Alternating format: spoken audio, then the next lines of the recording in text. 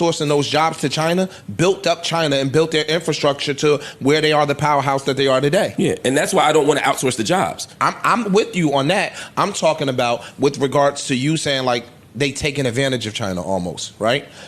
No, my point is, it's not. If it were just the Chinas of the world, it probably would work out. I'm saying it's when they go to Latin America, it's when they go to Africa, where people don't have those nation states don't have the power to do it. China didn't have it either.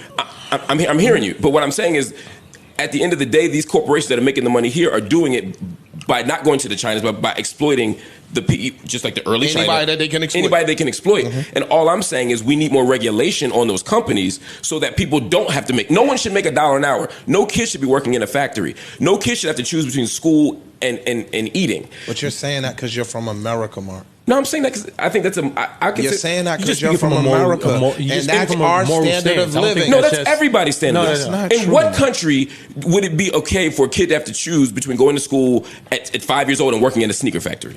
America. How old is your mom? When was your parents was born? My mom was born in 39. My dad was born in 20 and 32. 28, 29. You said 32, something like that. Dad 29, mom 39. My nigga, they worked in the fields at 12. Yeah. My mother picked and it was tomatoes. wrong.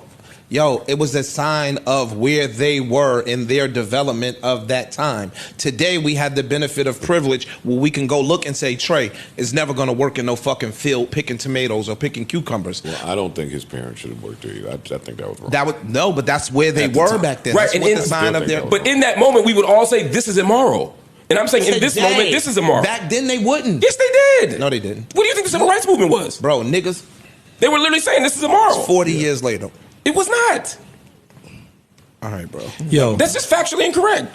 Yo, when was the civil rights movement? The 60s. No, that was the second wave of the civil rights movement. A. Philip Randolph and the laborer workers were doing it 2 decades earlier. Okay. And they literally had signs saying, I am a man. The Pullman porters in the 1940s and 50s were fighting for what? Labor for people, because black people's labor was being exploited. Okay, this week I learned you're part of some African-American book club. So, no, get out of here.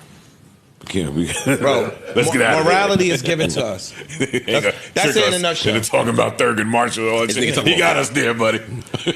So let's pivot back away from books then, and say, like, at the end of the day, whenever I see exploitation as a problem, exploitation comes when large amounts of people have all the wealth.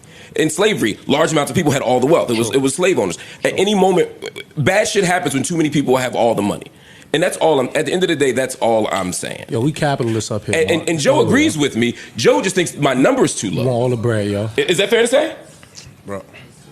Yeah, a nigga come to the Not table. money hungry. And I think you down with me. You just can't say that. No, my point was, if you can make 5 to 10 to 20 to $30 million to a lot of people, you making too much money. But what are you speaking? Where's the cap and who the fuck determines the cap? You are speaking to hypercapitalism at this point. You're speaking to a different, but that's agree that. But I think capitalism breeds hypercapitalism. The only way you can not have hypercapitalism is to what? Regulate it.